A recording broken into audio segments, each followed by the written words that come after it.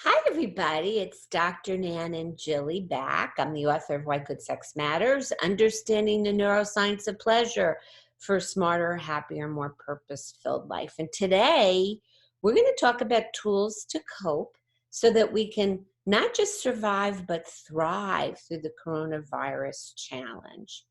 And today, Jilly and I are going to talk about how to deal with this challenge by becoming way more attuned with ourselves. And we can create this habit that we can continue beyond our having to sit tight through the rest of this challenge. So this tool is a tool for attunement.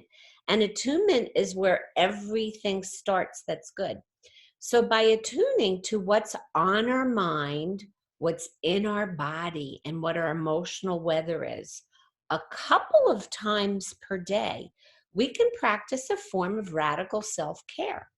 And when we're tuned to what's on our mind and what's in our body and what our emotional weather is, it gives us a kind of perspective so that we can better navigate when we are distressed. We'll know how to be able to recognize that before we are so distressed that we create kind of an issue for ourselves by making choices that might not be the best. So what we're interested today in is surviving and thriving. So thriving means that we're able to deal with what is so. That's radical acceptance. So the first thing to do is take a long, smooth inhale in,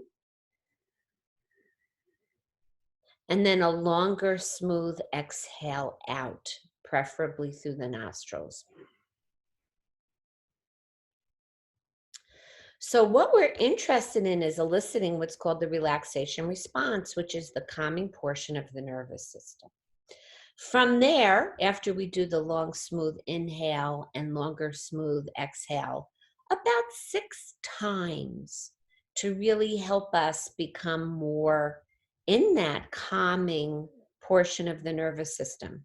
Then we either sit down with a journal, a piece of paper, or a partner or person, and we first address what's on our mind. So what's on our mind is whatever's floating around on our mind. So we'll say, for example, right now what's on my mind is I am preparing for an all-day training I'm giving tomorrow for the Integrative Sex Therapy Institute.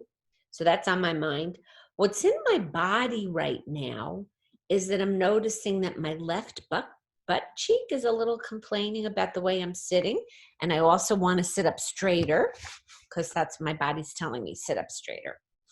So my body is feeling in the moment fairly relaxed, except for my left butt cheek.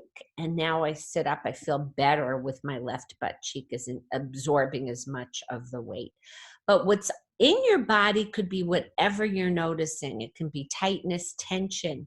And when we pay attention to the body channel, we are able to know what system we're in. Remember, we talked about the core emotions. If you didn't see that video, you can click and watch it. The core emotional systems express through, first and foremost, sensations or visceral reactions in the body that we're not always paying attention to until it's, woo! Okay.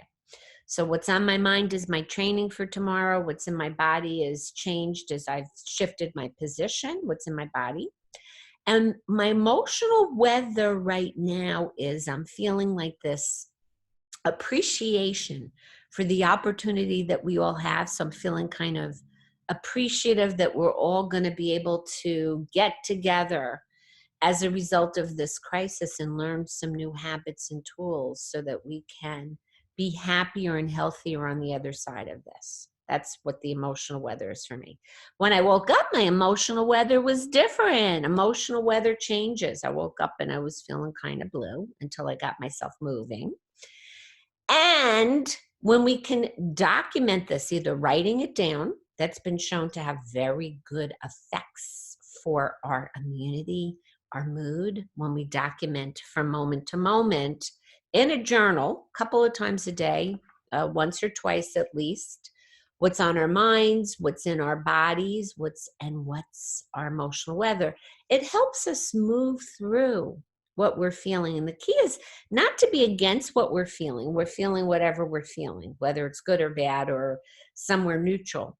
So that's the first tool in being able to attune to ourselves. When I come back another time, I'm going to demonstrate how to use that attunement tool to have a very good specialized kind of communication with someone else that helps us discharge any distress that might be there. When we can discharge the distress, we become more resilient, more resourceful, more creative, and also more connected with ourselves and each other. So the final note for today is the tool, what's on our minds, what's in our bodies, what our emotional weather is. Write that down or talk to somebody else about it a couple times a day.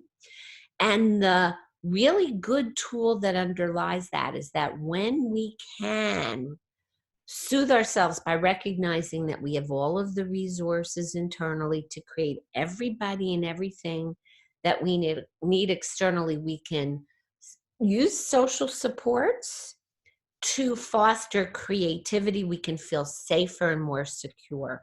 And that's where thriving happens, even when we're challenged, as we all are. So stay safe, stay well, stay at home.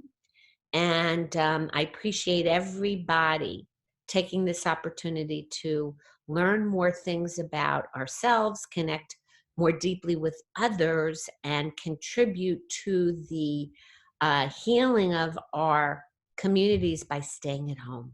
Bye, all.